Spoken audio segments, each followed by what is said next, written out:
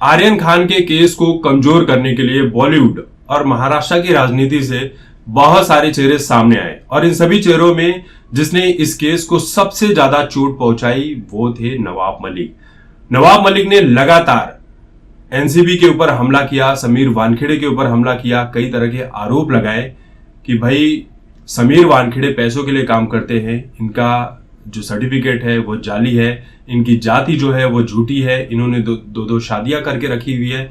जिस केस का आर्यन खान के केस से कोई लेना देना नहीं था, बस नवाब मलिक की एक भड़ास थी कि उनके दामाद को क्यों गिरफ्तार किया था, वो भी ड्रग्स वाले मामले में। नवाब मलिक ने मोहित कंबोज के ऊपर भी ये आरोप लगाया था, जो बीजेपी के नेता हैं, उनके ऊपर आरोप लगाया था कि मोहित जो है ये एनसीबी की बी टीम है, ये भी पैसे लेकर काम करते हैं और भी तरह के आरोप लगाए थे।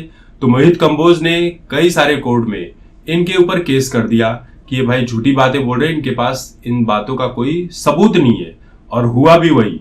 कोर्ट ने नवाब मलिक को भाई समन भेज दिया, नवाब मलिक को कोर्ट में आना पड़ा और नवाब मलिक ने जितनी दलीलें दी थी, जितने ट्वीट किए थे, ये सारे के सारे फर्जी थे, इनके पास कोई सबूत नहीं था। ये कोर्ट में साबित हो गया।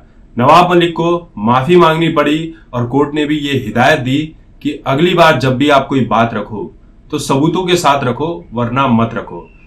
लेकिन नवाब मलिक तो ठहरे नेता। अब नेता किसी की बात सुनते नहीं है, नेता सिर्फ एक ही समय पर जनता की बात सुनते हैं, जब चुनाव नजदीक होता है। उसके बाद तो ये सारी अपनी मनमर्जियां करते हैं, आगे भी करते रहेंगे जब भी इस तरह का कोई केस आएगा। लेकिन नवाब मलिक ने आर्यन खान का जो केस था इसे पूरी तरह से बेकार कर दिया, जिसके चलते आर्यन खान बाहर आ गया। और बॉलीवुड के ऊपर जो ड्रग्स वाली जांच चल रही थी, जो बहुत ही अच्छा काम कर रही थी एनसीबी, वो पूरा का पूरा केस ही ठंडा पड़ गया। बॉलीवुड अब फिर से भाई ड्रग्स का नशा कर रहा होगा, जो करना है कर रहा होगा, क्योंकि समीर वानखेड़े को एनसीबी से हटाकर डीआरआई भेज दिया गया। अब ड्रग्स वाली चीजों से समीर वानखेड़े का कोई मतलब ही नहीं है।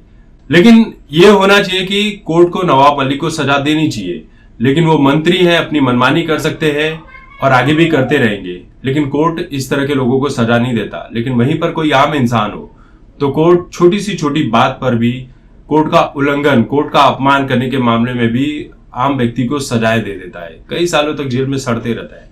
लेकिन नेताओं के लिए हमारे देश में इस तरह का ऐसा कोई कानून नहीं है। नेता कानून और कोर्ट से ऊपर होते हैं।